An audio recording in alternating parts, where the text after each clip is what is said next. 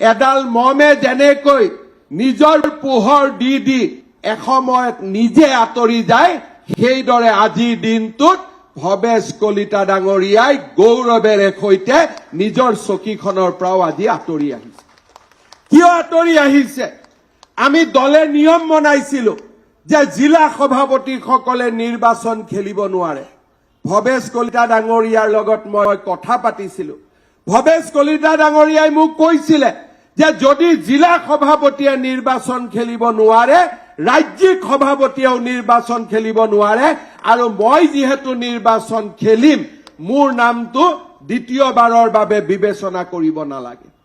এনে ধৰণৰ ত্যাগ, এনে সাহস অকল ভাৰতীয় জনতা পাৰ্টিৰ মাজত দেখা পোৱা যায়, আন কোনো দলত সেই সাহস দেখিবলৈ পোৱা নাই। আজি মই কংগ্ৰেছ দলক প্ৰত্যাহ্বান জনাম, 400 মণ্ডল সভাপতি নিৰ্বাচিত কৰক, 38 জন জিলা সভাপতি নিৰ্বাচন কৰক। ৰাজীৱ ভৱনত কিমান খণ্ড খণ্ড বিখণ্ড যুদ্ধ লাগিব তাৰ কোনো উদাহৰণ আমি দিব নোৱাৰো, তাৰ কোনো উদাহৰণ নাথাকিব।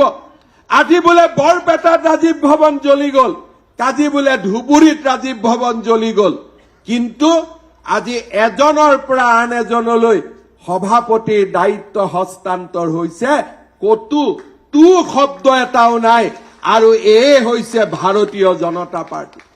বিজয়া চক্ৰৱৰ্তী বাইদেউ, নাৰায়ণ বৰকটকীৰ দৰে অগ্ৰজজন আজি আহিছে নতুনক আশীৰ্বাদ দিয়াৰ বাবে।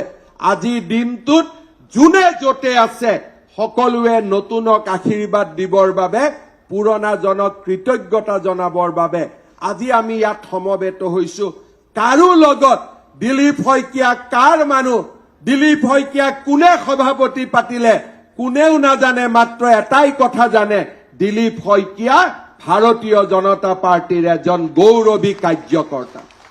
আৰু যেতিয়া দিলীপ শইকীয়াক আমি দেখা পাওঁ, ভৱেশ কলিতাক আমি দেখা পাওঁ, তেতিয়া আমি প্ৰত্যেকজনে বুজি পাওঁ যে এই দলটোত কাম কৰি থাকোতে ময়ো সেইখন আসনত গৈ বহিব পাৰিম। মোক বাদ দি এই দলত মই নিজে বেলেগ চিন্তা নকৰো। যদি দিলীপ শইকীয়াই সাধাৰণ ঘৰৰ পৰিয়ালত জন্ম হৈ অসাধাৰণ হ'ব পাৰিছে, ময়ো দলটোক নিষ্ঠাৰে সেৱা কৰি মই এনেকৈ এদিন এই আসনখনত বহিব পাৰিম। এয়ে হৈছে আমাৰ প্ৰেৰণা। যুৱ মৰ্চাৰ সদস্যসকলক মই আজি আহ্বান জনাম, এই দৃশ্য নান্দনিক দৃশ্য, এই দৃশ্য এক পবিত্ৰ দৃশ্য, আৰু এই দৃশ্য ভাৰতীয় জনতা পাৰ্টিৰ বাদে আন দলত দেখা পোৱা নাই, কোনো দলত আমি দেখা নাপাওঁ। এই দৃশ্য কেৱল মাত্ৰ ভাৰতীয় জনতা পাৰ্টিত দেখা পোৱা যায়।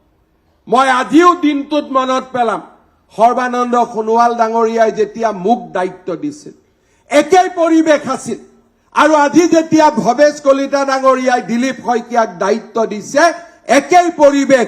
ই ভাৰতীয় জনতা পাৰ্টিৰ মহানতাক, ভাৰতীয় জনতা পাৰ্টিৰ পবিত্ৰতাক ই আকৌ এবাৰ প্ৰমাণ কৰিছে।